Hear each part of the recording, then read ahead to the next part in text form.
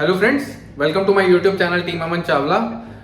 सबसे पहले तो मुबारकबाद हमारी इंडियन गवर्नमेंट को, स्टेट गवर्नमेंट को, हेल्थ स्टाफ को, जो फ्रंट एंड पे लड़के जिन्होंने 100 करोड़ वैक्सीनेशन का जो ये प्रोग्राम चला और उसमें हमने 100 करोड़ लगाने वाले फर्स्ट कंट्री। हेल्थ स्टाफ में मेनली और इंडियन गवर्नमेंट ने जिस तरीके से प्रमोट किया, स्टेट गवर्नमेंट्स का इसमें रोल रहा, तो बहुत बढ़िया है। एक जो डर था वो कहीं एक ये तो नहीं कहेंगे कि अभी कोविड खत्म हो गया है या वेव्स अब नहीं आएंगी, मालूम नहीं इस बारे में, लेकिन फिर भी एक वैक्सीन लग गई और एक बहुत अच्छा एक मैसेज, एक पॉजिटिव मूड, एक पॉजिटिव एनवायरनमेंट बन रहा है। और वैसे भी ये फेस्टिवल सीजन है।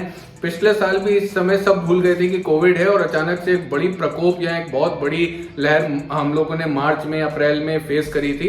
तो अभी भी कोविड से लड़ना है और कोविड के लिए जो भी प्रोटोकॉल्स हैं, 6 फीट का डिस्टेंस और मास्क, ये सब को हमको फॉलो करना पड़ेगा। लेकिन फिर भी thumbs up to Indian government and all those workers, health workers या स्टेट गवर्नमेंट जिन्होंने इस बड़े प्रोग्राम को इतनी तेजी से और इतने सिस्टमैटिक वे में आगे कंटिन्यू किया। ये वीडियो Q&A सीरीज है। 23rd को ये शेड्यूल था और पोल किया गया था जिसमें कुछ 4 तरीके के ऑप्शन थे, जिसमें सबसे ज्यादा जो वोट थे वो ऑनलाइन Q&A सीरीज पे आए, यूट्यूब पे अपलोड होने के लिए। तो ये आज की Q&A सीरीज है। शुरू कर रहे हैं आज की पहली क्वेरी के साथ। नोपुर जी की क्वेरी है, we are following your channel, could you please suggest whether to invest in Omax Palace or not since the development is slow और Eldeco Saubhagyam is a better option। 2 projects choose किए हैं, 2 प्रोजेक्ट्स में confusion है, एल्डिको सौभाग्यम और Omaxe palace. अगर मैं location point of view से बात करूं तो दोनों ही प्रोजेक्ट की अपनी लोकेशन बहुत अच्छी है, फ्यूचर बहुत अच्छा दिख रहा है। और अब क्योंकि रहने का पॉइंट ऑफ व्यू है तो मेरे हिसाब से ओमैक्स पैलेस एक फ्रेश कंस्ट्रक्शन है। सौभाग्यम में भी अभी 1-2 टावर का कंस्ट्रक्शन अभी फ्रेश है, लेकिन ओवरऑल सौभाग्यम में रूम साइजेस उतने बड़े नहीं मिलेंगे, बालकनी शायद उतनी बड़ी नहीं है कंपेयर टू ओमैक्स पैलेस। तो ओमैक्स पैलेस एक अच्छा प्रोजेक्ट रहेगा। कंस्ट्रक्शन स्लो है, लेकिन अगर 1.5 साल तक वेट कर सकते हैं, 1 साल तक वेट कर सकते हैं तो काम कर रहे हैं और पोजीशन डेफिनेटली उस प्रोजेक्ट में मिल जाएगा, कोई इश्यू नहीं है पोजीशन को लेके। तो मेरा ये व्यू पॉइंट है कि ओमैक्स पैलेस में जा सकते हैं, लेकिन अगर वर्किंग रायबरेली रोड की तरफ ज्यादा है या आशियाना की तरफ ज्यादा वर्किंग है तो एल्डिको सौभाग्यम भी कंसीडर किया जा सकता है। दोनों ही प्रोजेक्ट अच्छे हैं, लेकिन अगर हल्का सा भी मन में इन्वेस्टमेंट का या पॉइंट ऑफ व्यू से है तो मुझे ऐसा लगता है कि ओमैक्स पैलेस अगले 4-5 साल में अच्छा रिटर्न देके जाएगा कंपेयर टू एल्डिको सौभाग्यम। क्योंकि आपने मुझे क्लियर नहीं किया है कि इन्वेस्टमेंट है या सेल्फ यूज है, इसीलिए दोनों पर्पज से मैंने ओमैक्स पैलेस मुझे ज्यादा अच्छा प्रोजेक्ट लग रहा है कंपेयर टू एल्डिको सौभाग्यम आपके लिए। What is your viewpoint on ओकास प्रोजेक्ट, ओकास रेजिडेंसी प्रोजेक्ट? ओकास के बारे में बहुत सारी क्वेरीज आती रहती हैं समय समय पे। ओकास को हमने कई बार डिस्कस भी किया है, स्पेशली मैंने वीडियोस भी किए हैं, क्योंकि मैं बहुत ज्यादा इंप्रेस था इस कॉन्सेप्ट से कि पहले बना के बेच रहे हैं।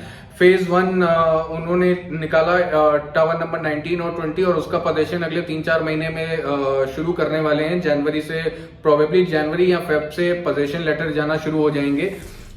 फेज 2 जिसमें की पोजीशन अभी 1.5 साल बाद है और 80% पेमेंट 1.5-2 महीने 3 महीने में चला जाएगा। ये कॉन्सेप्ट मुझे थोड़ा सा जम नहीं रहा है फेज 2 के लिए। तो अभी ओकास फेज 1 एक अच्छा बाय, एक अच्छा परचेज है। और बाय द वे आने वाला जो नेक्स्ट वीडियो है उसमें कुछ ऐसे 4 से 5 प्रोजेक्ट जिनको पहले शूट किया जा चुका है ऑलरेडी, उन पे मैं बात कर रहा हूँ, उन पे एक अपडेट लेकर आया हूँ आप लोगों के बीच में। और वो सिर्फ कंस्ट्रक्शन अपडेट नहीं है, कुछ और भी एक अपडेट है प्रोजेक्ट से रिलेटेड कि वीडियो बनाने के बाद क्या चेंजेस आए या क्या चीजें मुझे फील हो रहा है अभी, उसके बारे में हम बात कर रहे हैं। 4 से 5 प्रोजेक्ट को कवर किया उसमें, तो उसमें ओकास के बारे में एक और डिटेल्ड आपको एनालिसिस शायद नेक्स्ट वीडियो में पता चल जाएगा। ओवरऑल ओकास फेज 1 एक अच्छा बाय, एक अच्छा परचेज अगर मिल जाता है। फेज 2 4,000 रुपए के रेट पे, जिसका पोजीशन अभी 1.5 साल बाद है, पेमेंट 80% अभी चला जाना है, 3 BHK विद 2 टॉयलेट्स के ऑप्शन है। तो एक बहुत ज्यादा अच्छी ल्यूक्रेटिव डील जो फेज 1 में मिल रही थी वो फेज 2 में नहीं है। राहुल अवस्थी जी हैं, ये बैंक ऑफ इंडिया कानपुर में वर्क करते हैं और इनकी क्वेरी है, looking for a reputed township, budget is 60 to 65 lakhs for villa and 40 lakhs for a plot, kindly suggest. ढूंढ के थक गया हूं।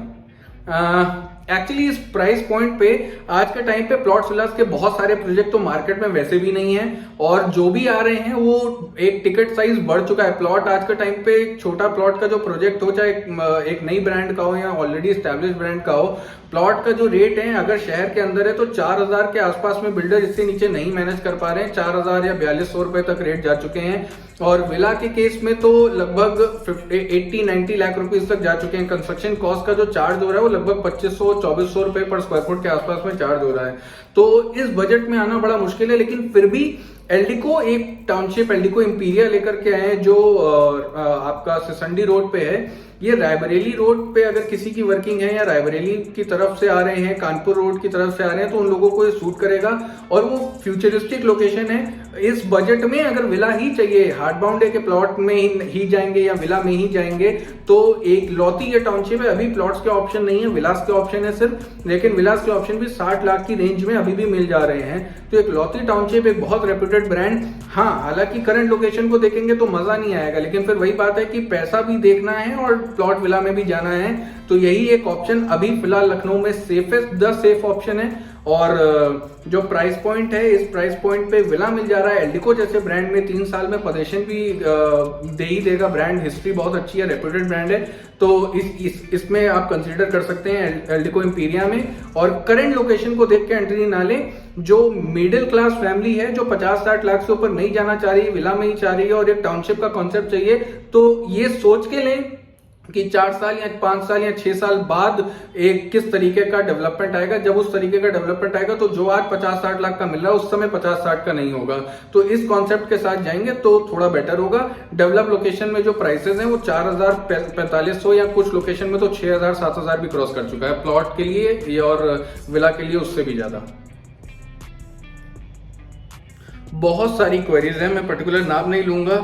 Review of Baba Kailash enclave, मैं एक्चुअली एक वीडियो करना चाह रहा था, लेकिन मैं जब साइट पे गया कुछ बातें हुई तो मुझे बहुत ज्यादा कुछ कॉन्फिडेंस नहीं आ रहा है अभी इस प्रोजेक्ट पे। ये सिर्फ मेरी चॉइस, मतलब मेरा एक ओपिनियन है, जरूरी नहीं है आपको भी ये बात मेरी माननी है, लेकिन मेरे पास बहुत सारी क्वेरीज आ रही हैं इस प्रोजेक्ट को लेके। सुल्तानपुर रोड पे है, प्लॉट्स हैं, सबको अच्छा लगता है सुल्तानपुर रोड पे प्लॉट मिल जाए। 3400-3500 रुपए का रेट खोला है, लेकिन उसमें कई सारे लूप होल्स मुझे आज के टाइम पे दिख रहे हैं जो मुझे एक बहुत कॉन्फिडेंट फीलिंग नहीं आ रही है इस प्रोजेक्ट को लेके। और जो बिल्डर हैं, जो प्रमोटर हैं, उनकी हिस्ट्री, जो उनका बैकग्राउंड है, वो रियल एस्टेट में उनका पहला प्रोजेक्ट है। इससे पहले कोई प्रोजेक्ट भी एज अ बिल्डर उन्होंने नहीं किया है, या इससे पहले कोई प्रोजेक्ट डिलीवर नहीं हुआ है या नहीं लेकर आए, लखनऊ में पहली बार आ रहे हैं। कुछ चीजों के क्वेश्चन जो हैं उसके आंसर मुझे समझ नहीं आ रहे हैं फ्रॉम द बिल्डर एंड, कुछ लूप होल्स हैं। इसी वजह से मैं किसी भी कस्टमर को जो मेरे को कांटेक्ट कर रहे हैं इस प्रोजेक्ट के लिए, मुझे ओवरऑल इस प्रोजेक्ट में बहुत ज्यादा कॉन्फिडेंस नहीं। और आज का करंट जो सिनेरियोज हैं उसको देखते हुए मैं सजेस्ट नहीं करूंगा। लेकिन जो इन्वेस्टर्स हैं जिनको रिस्क लेना है, रिस्क एक रिवॉर्ड के साथ आता है। अगर रिवॉर्ड मिल रहा है बड़ा तो रिस्क भी होगा बड़ा, तो उस तरीके से अगर इन्वेस्टर हैं तो जा सकते हैं। एंड यूजर के पॉइंट ऑफ व्यू से मुझे बहुत अच्छा कॉन्फिडेंट नहीं आ रहा है। इसके पीछे का लॉजिक दे देता हूं। रोहतास प्लूमेरिया, ओमेक्स साइट्स और एल्डिको एलिगेंस, ये 3 प्रोजेक्ट एक ही लोकेशन में हैं, ऑलमोस्ट साइज भी सेम है, लेकिन एल्डिको एलिगेंस का जो क्लाइंटेज वो बिल्कुल अलग है, ओमेक्स साइट्स का क्लाइंटेज भी बिल्कुल बहुत अच्छा है। लेकिन उसी सेम लोकेशन पे रोहतास प्लूमेरिया है, जो रीसेल में जो भी ऑडियंस देख रहे हैं, अगर व्यूअर्स उस एरिया को, उस प्रोजेक्ट को जानते हैं, तो उसमें रहने वाले लोग भी खुश नहीं हैं, उसमें रहने वाला जो ऑडियंस है वो बहुत परेशान है। तो मुझे एक बहुत कॉन्फिडेंट फीलिंग फिलहाल इस प्रोजेक्ट से नहीं आ रही है। मेरा बस इतना व्यू पॉइंट है। इन्वेस्टर्स अगर जाना चाहते हैं, रिस्क लेना चाहते हैं तो ले सकते हैं। एंड यूजर्स मुझे अभी फिलहाल के लिए मेरा एडवाइस नहीं होगा। डॉक्टर नेहा की क्वेरी है, interested in DLF Garden City, what is the rate of the land there and कुछ रीसेल या फ्रेश में प्लॉट हो तो प्लीज हमारी परचेज करने में हेल्प करें।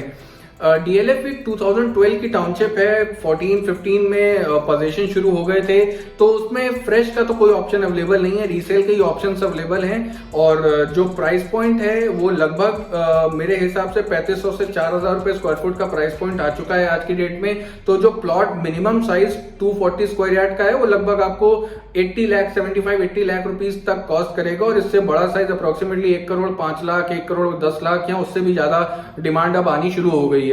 तो तो ये प्राइस पॉइंट जो आपका पहला क्वेश्चन था, हेल्प करे परचेज में। रीसेल में मैं अभी एज सच कोई टीम मेरी इतनी नहीं है जिसमें रीसेल पे मैं आपकी कोई हेल्प कर पाऊँ। ओवरऑल एक अच्छा प्रोजेक्ट है, एक अच्छी टाउनशिप है, लेकिन उसके लिए आपको जो लोकल एजेंट्स हैं, लोकल ब्रोकर हैं, उनसे कनेक्ट करना पड़ेगा। परचेज में मेरी टीम रीसेल में इस प्रोजेक्ट में कोई भी आपकी हेल्प नहीं कर पाएगी। सुमित जी की क्वेरी है, अंसल सेक्टर ए में प्लॉट लेना चाह रहे हैं। मैक्सिमम बजट जो पर स्क्वायर फुट है वो 3500 से 4000 रुपए पर स्क्वायर फुट है। और दूसरा एक क्वेरी है कि पाम फ्लोर सेक्टर जे में देखा है इन्होंने, लेकिन वो रेरा अनरजिस्टर्ड है, अंडर कंस्ट्रक्शन है। क्या वो मैं लूं या ना लूं? क्या अंसल इस प्रोजेक्ट को कभी आगे बना पाएगा? I am regularly watching your videos on YouTube, so it will be very nice अगर आप मुझे इसके बारे में कुछ गाइडेंस देते हैं।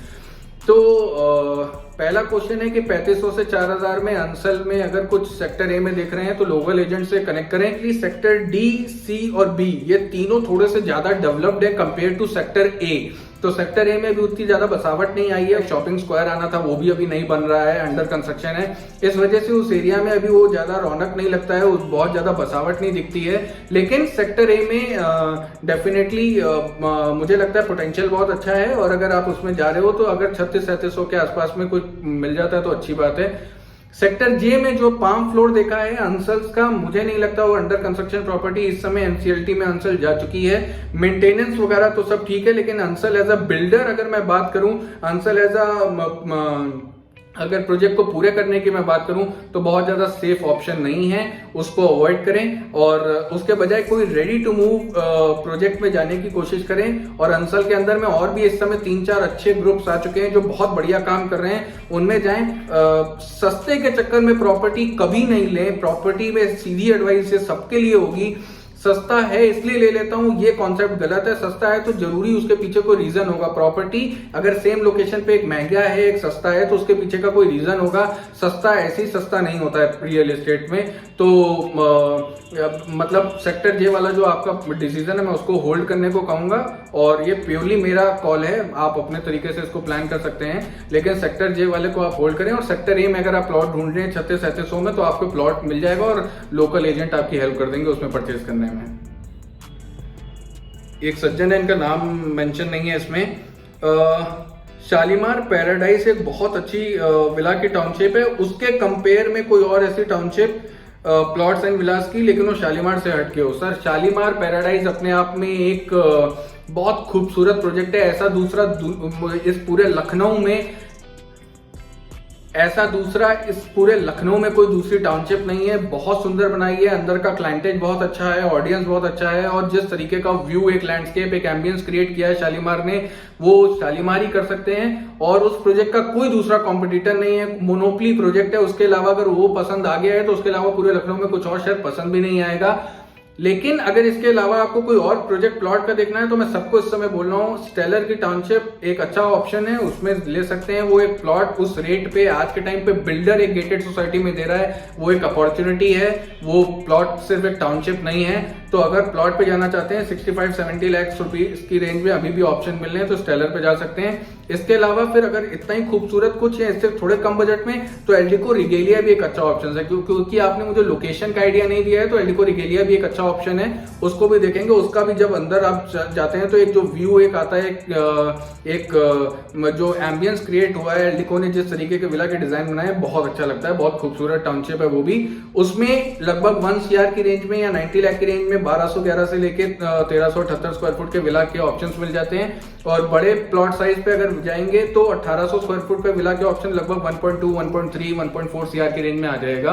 तो उतना बजट है तो वहां जा सकते हैं। और अगर सिर्फ प्योरली प्लॉट पे जाना है तो स्टेलर एक बहुत अच्छा ऑप्शन है। नहीं तो इन दोनों को मैं बता तो रहा हूं, लेकिन शालीमार पैराडाइज के दूर दूर तक ये टाउनशिप पास नहीं आती है। Shalimar paradise is a very beautiful और एक लौती टाउनशिप है जो इतनी सुंदर अभी लखनऊ में, इसका अभी कोई कॉम्पिटिशन नहीं है।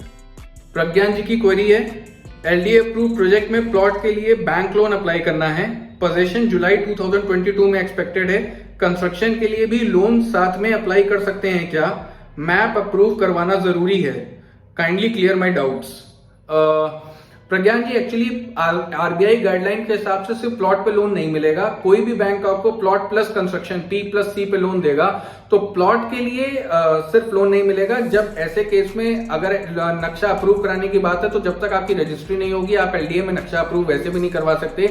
ऐसे केस में क्या होता है, आर्किटेक्ट से आपको एक वैल्यूएशन रिपोर्ट बनती है, जिसमें आर्किटेक्ट आपके प्लॉट को देख के आपका एक नक्शा बनाते हैं और उस पर एक वैल्यूएशन देते हैं कि आप उनके हिसाब से इस प्लॉट पे 20 लाख रुपए का कंस्ट्रक्शन होगा, 30 लाख रुपए में कंस्ट्रक्शन हो जाएगा।